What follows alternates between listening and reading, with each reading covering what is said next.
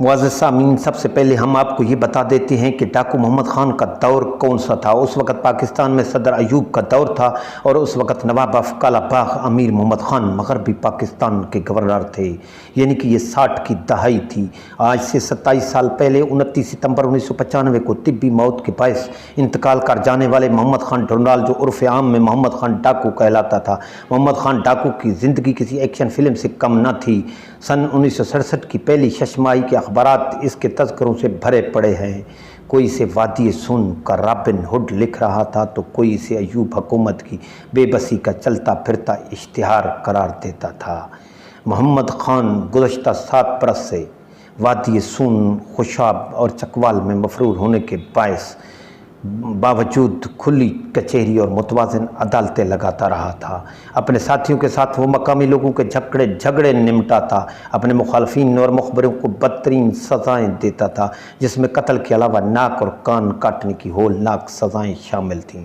محمد خان ان دنوں متعدد افراد کے قتل کے الزام میں مفرور تھا۔ اسے پولیس سے بچنے کے لیے سیاسی پشت پناہی چاہیے تھی اور مغربی پاکستان کے گورنر نواب امیر محمد خان کو اپنے مخالفین کو دہشت زدہ کرنے کے لیے شفاق اور انتقامی مزاج شخص کی ضرورت تھی۔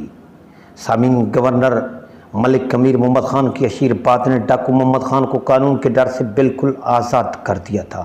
اس نے وادی سون، چکوال اور خوشاب کے علاقوں میں غیر اعلانیہ اور متوازی عدالتی نظام قائم کر دیا۔ اس کے حوالے کھلی کچہریوں کا اعلان کرتے لوگ اپنی زمینوں کے جھگڑے، لڑائیوں اور قتل تک کے مقدمات ان کے سامنے پیش کرنے لگے۔ یہاں وہ مقدموں کے فیصلے ہی نہیں کرتا تھا بلکہ ان پر عمل درآمد کروانے کے لیے رضاکار بھی بھرتی کر رکھے تھے۔ ستمبر 1966 میں گورنر امیر محمد خان کی ایوب خان سے راہیں جدا ہو گئیں۔ ان کے مخالفین نے ایوب خان کے کان بھرنے شروع کر دی کہ نواب آف کالا باغ انہیں محمد خان سے مروانا چاہتا ہے۔ اس بات سے صدر ایوب طیش میں آ گئے اور انہوں نے محمد خان کی گرفتاری کا حکم دیا۔ پولیس کی نقل و حرکت سے ڈاکو محمد خان مئی 1967 میں روپوش ہو گیا۔ 6 ہفتوں تک پولیس نے علاقے کا چپا چپا چھان مارا مگر کوئی سراغ ہاتھ نہ آیا۔ معزز سامعین، مجبور ہو کر پولیس نے جنگ کی مشہور کھوجی جیلانی کی خدمات حاصل کی، جو قدموں کے نشانات سے کسی بندے کا کھوج لگانے میں اپنا ثانی نہیں رکھتا تھا۔ اس کے ساتھ فوج کے ڈاک ٹریننگ سنٹر کی خدمات حاصل کر کے محمد خان کا سراغ لگانے کے لیے سرگودا پہنچا دیا گیا۔ 4 اضلاع کی پولیس دن رات ایک کیے ہوئے تھی مگر وہ محمد خان کے سائے تک بھی نہ پہنچ سکی۔ اسی دوران محمد خان نے خود کو ایک حیرت انگیز اور ناقابل یقین حرکت کی، جس سے پولیس کو اس کے ایک خاص علاقے میں موجودگی کی خبر ہو گئی۔ 27 جولائی 1967 کو تحصیل خوشاب کے علاقے سودی کے پوسٹ آفس میں 3 مسلح افراد داخل ہوئے۔ انچارج کو فوراً تار اور ارسال کرنے کا حکم دیا۔ انچارج کو جب تار کے ذریعے پیغام بھیجنے اور وصول کرنے کا پتہ چلا تو اس کا خون خشک ہو گیا۔ روزنامہ جنگ اس وقت کی خبر کے مطابق ڈاکو محمد خان پوسٹ آفس کے انچارج سے صدر ایوب خان کو تار بھجوانا چاہ رہا تھا۔ اس نے تار کے مضمون میں لکھوایا کہ پولیس مجھے گرفتار کرنے میں ناکام ہو گئی، میں رضاکارانہ طور پر ہتھیار ڈالنے کو تیار ہوں، مگر ایک شرط ہے، وہ یہ کہ صدر ایوب خان اپنی ماہانہ نشری تقریر میں میرے ہتھیار ڈالنے کا اعلان کریں۔ صدر ایوب خان سے یہ فرمائش محمد خان کو مہنگی پڑی۔ پوسٹ آفس کے ریکارڈ سے پولیس کو اس کے علاقے کا علم ہو گیا۔ اگلے روز پولیس اس کے تعاقب میں نکل کھڑی ہوئی۔ اس وقت کے روزنامہ کوہستان کے مطابق محمد خان نے پولیس سے بچنے کے لیے 24 گھنٹے میں 72 میل کا سفر پیدل کیا۔ وادی سون کے پہاڑوں میں چلتا اور گھاٹیوں میں پناہ لیتا رہا۔ ایس پی پولیس چودھری عطا حسین اس کے تعاقب میں تھا۔ پولیس کا کھوجی جیلانی اس کے قدموں کے نشانات کھوجنے کی کوشش میں لگا ہوا تھا۔ خشک پہاڑوں پر قدموں کے نشانات ملنے میں اسے مشکل پیش آ رہی تھی۔ یہاں محمد خان کی ایک اور غلطی نے سراغ رساں کتوں کو بھی اس کے پیچھے لگا دیا۔ سرگودا سے وہ پولیس کے بھیس میں چلتا ہوا محاصرے سے نکل آیا۔ اس نے ایک پولیس والے سے وردی چھین کر پہنی ہوئی تھی۔ اس دور کے روزنامہ جنگ میں چھپی تفصیل کے مطابق محمد خان نے ککراں والی چوٹی پر رات بسر کی، وہیں اس نے پولیس کی وردی اتار پھینکی۔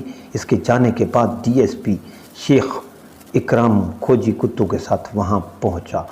سراغ رساں کتے نے وردی سے اس کے جسم کی بو سونگھ لی۔ وہ پولیس کو دنتا شاہ بلاول کے قریب ڈھوک بشیر تک لے گیا، جہاں محمد خان نے ایک نالے میں پناہ لے رکھی تھی۔ 1 اگست 1967 کو محمد خان ڈھوک بشیر میں پولیس کے گھیرے میں آ گیا۔ اس نے پولیس پر فائرنگ کی اور 2 دستی بم بھی پھینکے، جس سے 2 پولیس والے زخمی ہو گئے۔ جوابی فائرنگ میں محمد خان کے پیٹ میں گولی لگ گئی۔ یہاں پولیس کانسٹیبل گل زمان خان نے زخمی ہونے کے باوجود اسے دبوچ لیا۔ گرفتاری کے بعد اسے CMH میں پولیس کے کڑے پہرے میں علاج کے لیے داخل کر دیا گیا۔ پولیس کے مطابق اس پر 40 سے زائد افراد کے قتل کا الزام تھا۔ اس کی گرفتاری پر 2 مربع زمین اور 34,000 روپے نقد انعام رکھا گیا تھا۔ صحت مند ہونے پر اسے لاہور کے شاہی قلعہ منتقل کر دیا گیا، جہاں اس کی تفتیش کے لیے خصوصی ٹریبیونل بنایا گیا۔ طویل تفتیش اور قانونی مراحل کے بعد اسے 6 بار سزائے موت اور 148 سال کی قید سنائی گئی۔ کہنے والے کہتے ہیں کہ ایک مرتبہ محمد خان کے تفتیشی افسر پر ہونے والے جرح کو سننے اور دیکھنے کے لیے لوگوں کا مجمع عدالت میں جمع ہو گیا۔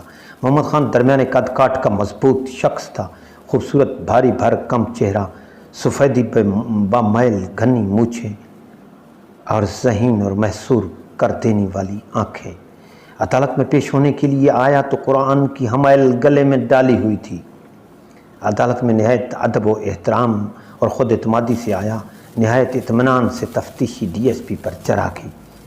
بہرحال محمد خان عدالت سے اجازت لینے کے بعد یہ کہتا ہوا نکلا کہ میری تقدیر میں جو لکھا ہے وہ ضرور دیکھوں گا، لیکن مجھے اطمینان ہے کہ عدالت نے مجھے سنا۔ سامعین، ہم ہمیشہ یہی رونا روتے ہیں کہ قانون کب ظالم کو سزا دیتا ہے۔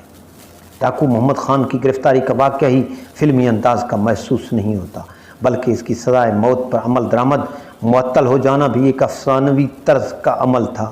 19 جنوری 1976 کو اسے تختہ دار پر لٹکانے کے انتظامات مکمل ہو چکے تھے۔ محمد خان کی بہن کے مطابق گھر والوں کو آخری ملاقات کے لیے بلا لیا گیا۔ ہم لوگ اٹک جیل میں اپنے بھائی سے آخری بار ملنے کے لیے گئے۔ ملاقات کرنے والوں کا ہجوم زیادہ تھا، اس لیے ہم ہوٹل چلے گئے۔ وہاں پر ایک شخص بھاگتا ہوا آیا اور اس نے بتایا کہ پھانسی کی سزا روک دی گئی ہے۔ یہ سن کر میں نے خوشی کے مارے رونا شروع کر دیا۔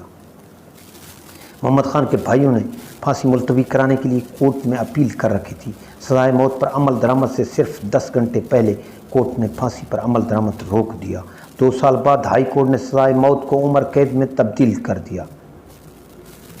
سامعین، یہ سن 1999 میں بے نظیر بھٹو کی حکومت نے ایک قانون پاس کیا جس کے مطابق 60 سال سے زائد عمر قید کے قیدیوں کو رہائی مل گئی، اور ڈاکو محمد خان کو بھی اسی قانون کی وجہ سے بقیہ قید سے رہائی نصیب ہو گئی۔ جیل سے واپسی پر اس نے پچھلی تمام تر دشمنی کو ختم کرنے کا اعلان کر دیا، اپنے مخالفین کے ساتھ صلح کر لی۔ 29 ستمبر 1995 کو اپنی وفات سے کچھ ہفتے قبل اپنے آخری حریف خدا بخش سے بھی صلح کر لی تھی۔ 1992 میں ہدایت کار کیفی خان نے محمد خان کے نام پر فلم پنجابی زبان میں محمد خان فلم بنائی، جس میں سلطان راہی نے محمد خان کا کردار ادا کیا تھا۔ آخر کار ڈاکو محمد خان 19 ستمبر 1995 کو طبی موت کے باعث انتقال